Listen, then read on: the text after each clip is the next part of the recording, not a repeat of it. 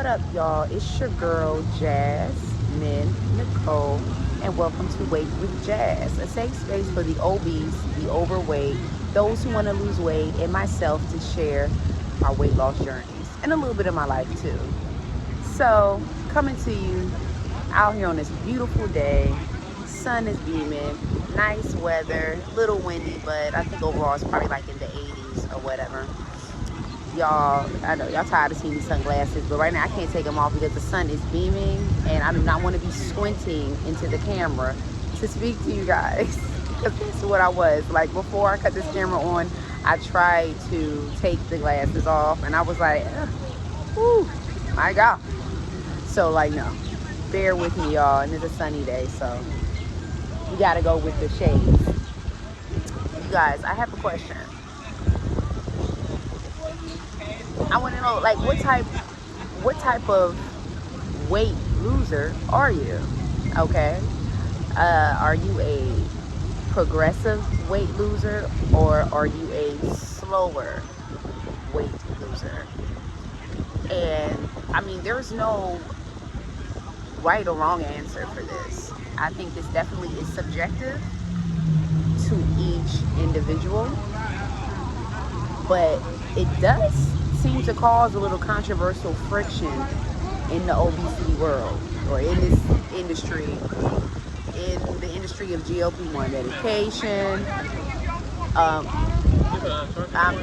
I'm reporting in the midst of this GLP-1 medication.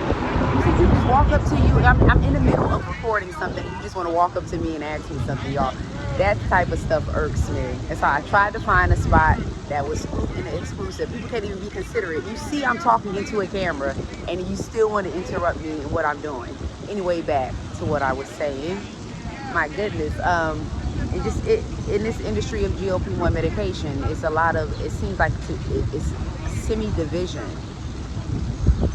You know, like the people who are, moderate weight losers are encouraging that, lose the weight moderately, 1 to 2 pounds a week, exercise or no exercise, because it's kind of like a variety out here. Some exercise, multiple times a week, and then a lot don't, and do see results, but also see weight stalls. There's a lot of that going on, but then there's a lot the flip side of the people who are progressively losing by I don't know, was it shots? I'm looking over, I'm like, hold on, wait a minute. But yeah, like some people who just, losing at a faster rate because they're doing extra. They're going according to the basic principles, high protein, lower carb, but they're really pushing, and they're on the right dose, of course. The medication is suppressant, but they're really pushing exercise, And I think what we need to understand is that there are some people who like to exercise and there are some people who don't. And there should not be like a cause of judgment for it. It shouldn't be, oh, well, she's losing weight at this rate and that's because she's exercising. And then other people who are maybe a little lax in that area, maybe from comorbidities, they may have medical ailments that prevent them from exercising at the rate they want to or whatnot. Or maybe they just don't want to, because some people just are not physically active people. Some people are just sedentary people.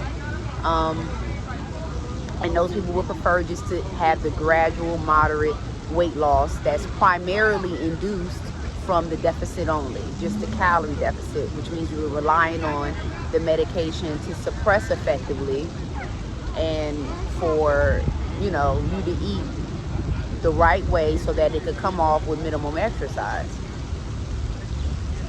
But essentially, like this medication, it says on the medication, okay, that it should be taken with diet and exercise, or lifestyle changing and physical activity. I would think that a person taking this medication, if they weren't into that lifestyle of incorporating just movement on a regular basis, that this medication would be motivating a motivating factor to do that. Rather than people really griping more so against the exercising and how it really makes the weight loss component stronger. Like, my weight loss in this is partially contributed to the suppression and my ability to stick to the right way of eating to be in a calorie deficit, but it's largely contributed also to me exercising. I like to exercise, but I know, like, I'm not going to get the same amount of results that I want to get at a certain rate if I'm not exercising, if I'm not weight training or cardio. And I'm not even doing cardio. I'm doing strictly weight training. I've been doing weight training, what is this, going on 13 weeks straight weight training, weekly, multiple times a week. Do that at your own pace. But for me, I like getting up in the morning. I like to routinize myself. I like to work out in the morning. So most of the time I'm working out 5 to 6 days a week. And it may seem strenuous to other people, but don't be quick to judge, because you don't know what where another person is in their weight loss journey and their, the ability to maintain stamina. Like, it's levels to this. I didn't start off this way. I have kind of developed into my fitness lifestyle now, and I'm just using the GLP-1 medication to help boost this last 40-pound weight loss. That's it. I mean, besides that, I've been practicing these principles for years and years. So, like, even if I'm not on medication, I strongly believe that I would be able to maintain my weight loss. I do, with just the basic principles that I have been implementing: intermittent fasting, high protein, lean protein, lower carb cycling, 50 grams of carb one day, maybe 100 grams the next day, then go back to low carb, flipping back and forth so I'm not feeling deprived, keeping my body on go and fluctuating and keeping the calories burning, keeping metabolism going. That really, it should not be a divide because of that. And I'm noticing that as I'm going through the tube, I'm watching these videos, and there are a lot of mixed feelings out here. There are a lot of mixed feelings about whether you should lose weight, eat a certain way, incorporate other helpful weight loss techniques into your GLP-1 medication regimen, whether you should do that. Things are being stigmatized as diet fads. People are saying, no, you don't need to do anything on the medication, but just take the medication and then move here and there. In my opinion, the slower you move, the slower you lose. That's my opinion, and that's okay if that's where you are. If that's the type of person you are, that's the category you in. Also remember, this kind of goes back to psychology. There are type A, type B, and type C people. There are different categories of people. There are some people who could adhere to routines and excel and are structured. There are some people that are a little lax in it. They need, more support, more willpower to maintain consistency. That's okay. That latter is to me is the category of the slower weight loss losers, and that's okay. Like I'm saying, that's okay. I'm doing this video because I want, like, the divide to end. People are being really judgmental, and it's making me feel a little type of way because of my journey so far. Like, I'm not on screen with you guys as the typical obese individual taking these medications that are getting tons and tons of views. I didn't come on here for that. But had I been really heavier in weight, you guys would be flooding subscriptions. I would have so many views. because it's a natural attraction and gravitation to that for some reason on medication. You want to see somebody that's morbidly obese on the medication and giving their updates and all that, rather than, you know, someone who was formerly obese, now smaller, and still working, trying to work to get to a smaller, you know, a smaller set, and sharing the journey. That hits different. That doesn't get the same push up the algorithm of YouTube. You get what I'm saying? It doesn't get that same attention. Although there are a lot of people like me, men and women, who have pretty much worked through their weight loss journey. They're still on it, but you know, they're maintaining it, or they're approaching the end. They have lost their large amount of weight, and they are still going through maybe minor struggles and challenges of trying to maintain, trying to stay focused, and may need some extra engagement from the community on tips and tricks and whatever, and sharing what they're doing.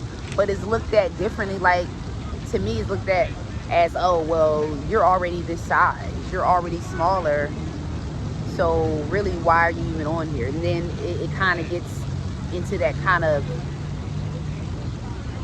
fat shaming, not fat shaming, I don't want to say fat acceptance. Hey, this how I'm trying to word this. Slim shaming. Let me say that. Then we're gonna get into slim shaming. It's not the fat acceptance, fat shaming. Now it's more so kind of geared to slim shading, slim acceptance, because I was formerly big. Now I'm slim. Now I'm dealing with the controversy from, you know, the obesity community about being slim, feeling that prejudgment of, okay, well, why, you know, I mean, you can give some information, but why are you on here? You know, you really don't need this medication.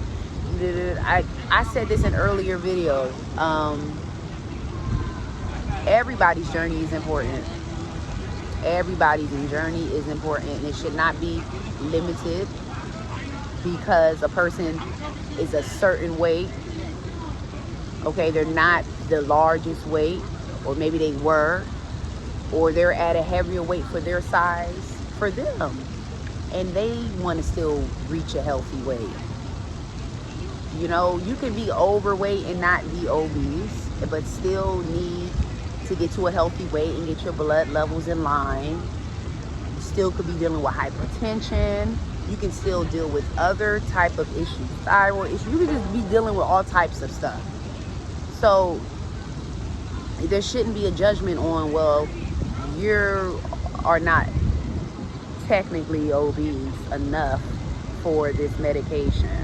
And this medication really should be used for those who really need it, who are the obese. I think this medication is useful for those who need it, who are overweight in general. Obese, overweight, if you are medically approved to have it, you should have it if you feel like you need it. Who am I, or who are you to judge another person's journey, another person's life, another person's trauma? I know where I've been with this, and had I not told you my story, and if you haven't checked that out, check out that long venting video I dropped out. It was a trigger warning video. Please, yes, you could take a lot away from that.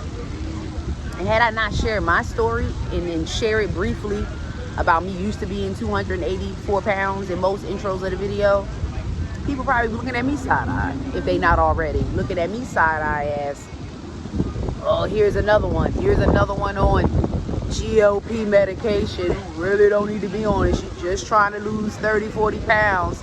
We already know that rhetoric, because I saw that rhetoric flooding around YouTube.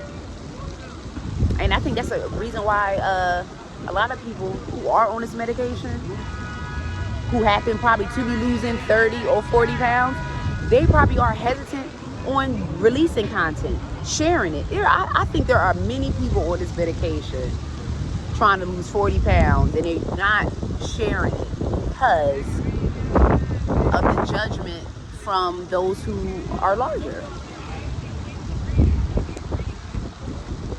as in your weight status is more important because you are in a higher overweight class than another person. Here's what I want to say. How about everybody just mind their own individual weight business? I don't understand that. When did we get to this point where everybody got to be in everybody's business on their weight journeys? I mean, take away what you take away from the content, but like, y'all, stop getting that deep.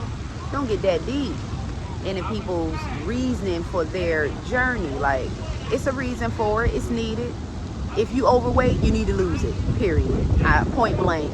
At the end of the day, it don't matter who you are. If you're overweight, you need to lose it. It's recommended to lose it, scientifically. To help to scale and prevent other illnesses and ailments currently you may have or in the future. Y'all, that just irked me. But I just want to, okay, you know what I'm saying? So like, all right, now let's bring me back to slow weight losers or progressive weight losers. So a lot of that attention is coming towards the progressive weight losers, such as myself. I'm a progressive weight loser. Like, I got on this medication. I'm on a routine. I'm the type of person, like, once I'm vested in a routine, I'm really anal. So I follow it. I get up at a certain time in the morning. For me, it works for me to get up when I walk my dog. I'm up at 5 a.m., 5:30, between 5:30, sometimes 6. But I'm up between that time to walk my dog. And then after I walk the dog, I'm going to work out. I'm up already. I'm set and I'm conditioned to get that done. I don't need to go back to bed unless it's a rest day.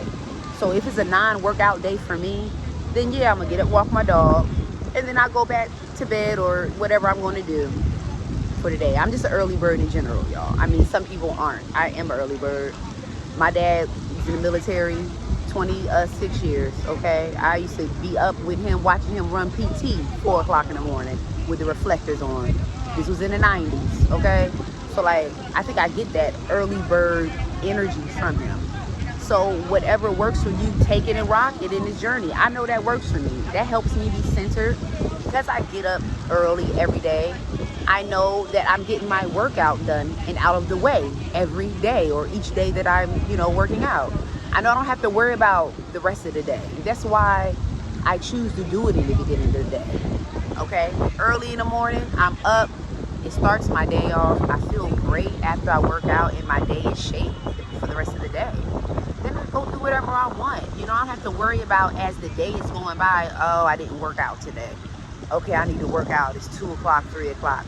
Honey, towards the end of the day, I have no interest in going to a gym or working out. I could, but I don't have an interest. I have the interest and the energy to work out in the morning. That's my jam. I'm a person like crack of dawn. I'm up. Let's get this hour workout in or whatever. Maybe it's an hour and a half, just depending on how I'm feeling. And like I said, it takes levels to get there, but you can get there. So it was nothing when I read with this medication that you need to be accompanied with exercise. That exercise has never been an issue for me. Exercise has never. It's just me doing the right stuff, me incorporating weight training. I transitioned from cardio to now weight training. So I'm no longer really doing cardio. I'm doing like cardio weight training. I'm working out enough to build sweats and burn calories through weights and just moving the natural resistance of my body. And then, maybe ride a bike here and there. I mean, I over my life, guys, of trying to battle this weight, I have purchased exercise equipment so that I can make it easier for myself to maintain a physical fitness regimen, to not have to depend on a gym if I don't want to. I don't want to always go to a gym. I'm going into a condominium, and yes, the gym is beautiful. I'm going to be in the gym, but am I going to be in that gym every morning? Probably not. I'm probably gonna be in the gym 3 days out that week, and then I'm gonna probably be working out upstairs in my apartment because I have stuff there. Like, but I just like the flexibility. Okay, I'll go down there and I can get on the treadmill. I could do spin classes or whatever. And if I don't want to go down there and work out, I can work out in my unit. I have some equipment there. So like I said, ahead of time, before this medication, when I was just on go trying to lose this weight and manage it and maintain the maintain the maintenance, the weight loss maintenance, I got a Proform bike. I got a treadmill. I got that treadmill from Sunny, I believe. Sunny Health, something like that. Got a treadmill. Years before, I got an ab lounge. I just got rid of an ab lounge, okay, because I no longer, I gave it away. Ab lounge. I got a Gazelle elliptical. I'm keeping that Gazelle because it folds up very neatly and it's low impact and it's a stride and I could just sit it against the wall. So I'm gonna keep that in my apartment. And now I have a little stepper that does some work that I could burn 600-700 calories on in an hour. So like, I have variety, and I think that's very important. Like when you're thinking about maintaining this weight loss, maintaining your weight and your physical activity, it's important to have exercise mechanisms in place, have systems in place so that you can stay on routine. That's why, you know, it's helpful sometimes if you're gonna be in an apartment, your apartment has a gym. You don't have to leave to go and get in the car. You can just go downstairs. If you have something in your place, you have some type of exercise equipment in your place, bam, there's really no excuse for you. It's accountability on you for not doing what you need to do because you got the systems in place. The only reason why you should not be really moving is if you have an ailment, if you are ill physically. You got kidney issues, you got heart disease or something, you really can't move at that rate to lose. So this medication really just needs to do everything. That's understandable. But for the vast majority, let's just keep it real, folks. People just want, you know, you just want to take easy street. We want to take easy street. Be cute. Don't sweat too much. Get on the tube, get on gram or whatever, and flex your 30, 40, 50, 60, 70 plus weight loss with minimal effort, you know, and just keep riding this wave onto, like many content creators are, just keeping it real, you know, how, you know, with the weight stalls and the 0.5 to 1 pound a week. In my opinion, yes, starting off slow is okay.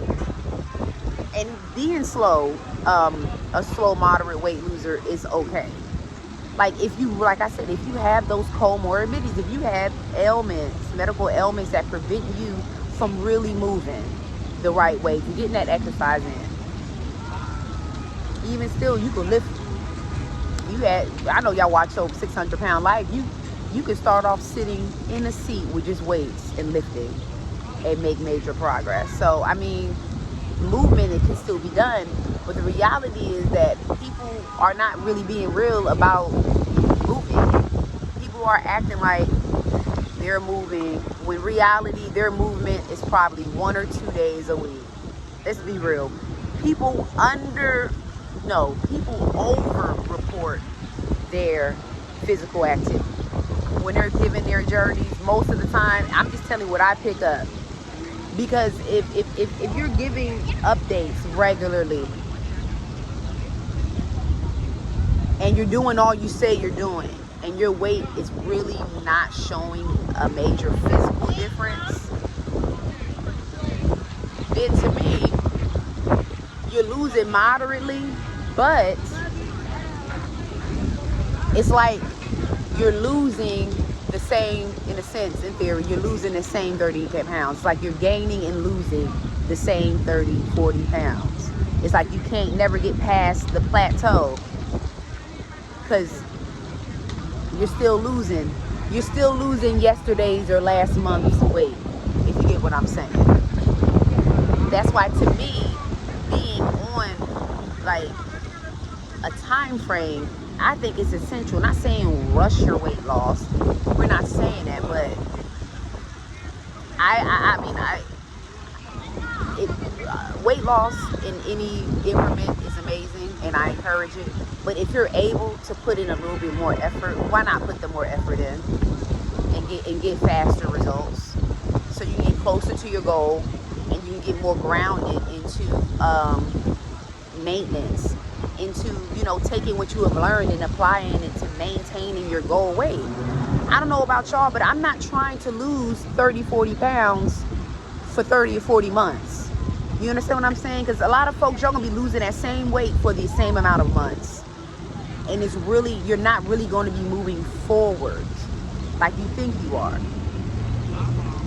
Because 1 minute you're this weight, the next minute is up, then it goes back down, then it goes up, then it goes back down, then you're at a stall, then it goes back up again. You get what I'm saying? Like, I don't think a lot of people have a real handle on it. And because of that, people are really becoming very complacent in this medication, and they're thinking that if you just sit, let it do what it needs to do, and just titrate up and try to stay within your calorie deficit, you should be good. But guys, you guys need to put some extra effort in. I'm just being real. If you're able to put the extra effort in, put the extra effort in. It's only going to benefit you, and it's going to increase your weight loss and your muscle mass. I know everybody's hanging on to this idea, I want to lose slow so that I can maintain muscle. Here's the jig, okay? With any weight loss, you're going to lose muscle. I know, regardless, whether it's prompted from the GLP-1 medication or it's just absolute natural weight loss. And if the weight loss comes in a fast pace, like, you know, let's say you lost a whole bunch of weight within 6 months, 8 months or whatever, and if you weren't incorporating weight training, you're going to lose weight loss. But if you incorporate the weight training, it's going to minimize some of the muscle loss. It's going to be there, but it'll minimize, and you might have a break-even situation. You'll be balanced. So that shouldn't really be the deterrent. And I think that's what everybody's hanging on, or most people are hanging on. They're hanging on not losing muscle mass as the reason to lag on these medications. But y'all keep in mind, it may work now, but I don't know, with all the insurance issues that's coming into play, there's a lot of things happening, and a lot of procedures being tightened up, and a lot of watching by these insurance companies. They're not playing games. In a minute, they are really going to make it even more difficult. They're monitoring how much you have lost so far on this medication. So all this sitting around waiting for the medication to work may not work much longer for you. You understand what I'm saying? You might need to put a little bit more effort in so that you can stay on the medication and stay being approved. If you're getting the brand name, it stays, you continue to get approval for it. Because what's happening, people are getting denied because they're not losing enough weight in enough time between prescriptions. So to the insurance, they're looking at it as you just laxing, you're chilling for 3 months. Your weight has pretty much just fluctuated and not really ascended to a certain level that the medical professionals or insurance company expect it to be in order for you to continue to get approved for this medication. So all these videos being released on weight stalls and all that, keep in mind these insurance companies are taking note.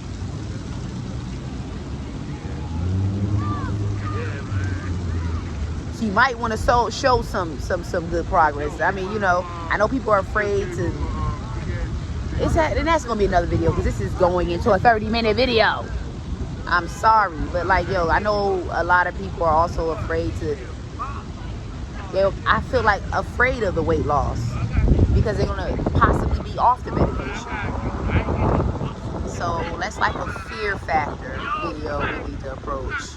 Let's talk about that next time. Nobody wants their BMI to be the appropriate BMI because then that means possibly means in great chance that the insurance will no longer cover the medication for maintenance. Because no matter what Eli Lilly's intentions and Novo Nordisk's intentions and any other weight loss agonist, GLP agonist owners or creators' intentions are for maintenance, it's less likely to occur. These insurance companies are not going to approve. They may approve some, but it's definitely not going to be the large for maintenance once you reach an appropriate weight. So that's the revenue. That was the revenue mindset of Eli Lilly and Novo Nordisk. Okay, trying to keep this train going. But what the insurance companies are doing, like, no, we're not going to keep this going. You're going to be able to use some other medications to manage your weight loss now. Once we got you past that hump, now it's time to maintenance on something else, metformin or Contrave, whatever, or just maintenance on your own from what you learned. I strongly believe they're not going to continue to push maintenance, the insurance companies. You can continue to try, but I think they're going to be denials. It's going to be limited. They're going to be some that are approved who have, like, you know, mitigating circumstances, health mitigating circumstances, in which, yeah, they really need that maintenance. But for the most, y'all, it's going to be like the gravy train is up. That's what it's going to be. They're like, okay. Because y'all don't realize that this medication has the potential to bankrupt the medical industry. I don't think you understand that. This medication can bankrupt the health industry. And they're not going to allow that to happen. Not for obesity medication. What was deemed to be considered cosmetic, now we changing the narrative for it to be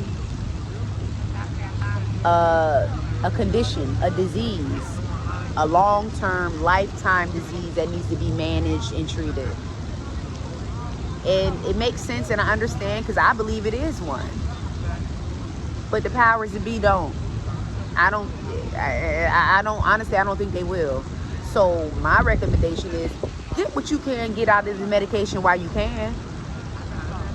Don't keep dragging this medication out to the point where your insurance drops you. I just feel like y'all should keep a lot of this in mind. You drag it out until your insurance drops you. And then where are you at? You're in the compound GLP-1 agonist lane now. And spending more money than you need to, because it was covered by your brand. But some folks is lollygagging on a brand. I don't know about y'all, but when I got on Zepbound initially, I was psyched. I was excited. My mindset wasn't what I commonly hear. I'm going to see what this medication does without me doing anything first. That was not even my mindset. Like, that's the first thing that's coming out of people's mouths. I want to see what the medication does without exercise. Like, why is that the first go-to? Why not just jump in and start doing the plan? See what I'm saying? That kind of separates, that kind of gives you an idea of maybe that individual's, the outcome of that individual's journey, how long that individual's going to take to get, you know, to goals on this medication. Or even off. See, when you go in with that mindset, then that kind of gives you the idea that when you're off of the medication, that you're going to fall into that study of individuals who gain the weight back. Because you didn't approach it the right way in the beginning. It was just, oh, let's see what this medication does without exercise. And then I'll incorporate a little bit here and there. What you put in with this medication, y'all, is what you get out of it, okay? In the beginning, you may get a lot, but that's in the beginning. You actually got to continue to put in, because if not, you're going to see a stall. You're going to see a complete plateau. If you're not watching your carb intake, guys, I mean, I'm going to get deeper in other videos. Watch your carb intakes. Understand the naked carbs and the loaded carbs. The naked carbs are bad carbs, the refined carbs. Be mindful of that if you eat multiple times a day. You need to be carb cycling. Limit your carb intake. That makes a heavy difference. And intermittent fast. I can't push that enough. Intermittent fast. I easily do it in the morning because I'm not hungry in the mornings. I'm just not. I haven't been hungry in the morning for over 12 years. Morning is not a thing for me. I mean, I could eat something like scrambled eggs. That's it. And I can drink a Vital Protein, green shake, green juice, whatever. Like, I don't have to have a meal or protein bar or anything. Like, I'm okay actually just operating on green tea or whatever in the morning. That's just me. So fasting until 12, 1 or 2 o'clock is not difficult for me now. You could take baby steps. Just try fasting in the morning. Science tells us that most people are not hungry in the morning. So the idea of eating an English breakfast loaded with sausage, beans, and all types of stuff, and then later on lunch you're eating some type of heavy carb dense sandwich with meat, and you probably have fries or chips with it. Then dinner you got something heavily loaded, lasagna, something that everything is super carb dense and rich. If you don't change what you eat on this medication, you're going to have stalls too. You're going to have stalls. And in some cases, you may have surplus. You will gain weight because you need to change what you eat on here. It's not just about it cutting what you eat in half. You need to change what you eat because you could be eating something real calorie saturated. Yeah, you cut it in half, but that may not have been enough. You cut that in half and you still got too much calories of what you consume. And then you're going to eat again later. And then those calories add up. And then you find yourself over your calorie deficit. And now you're in the calorie surplus. So, like, I know it's a lot of pieces, y'all. Keep this stuff in mind. I kept going, y'all, because it was just how my spirit was flowing. And it's a beautiful day. But it's okay to be a progressive weight loss loser. And it's okay to be a moderate or slow weight loss loser. But just don't lose track. Don't lose track of the journey before this track leaves you. I mean, before this train leaves you, because the insurance train is not playing games.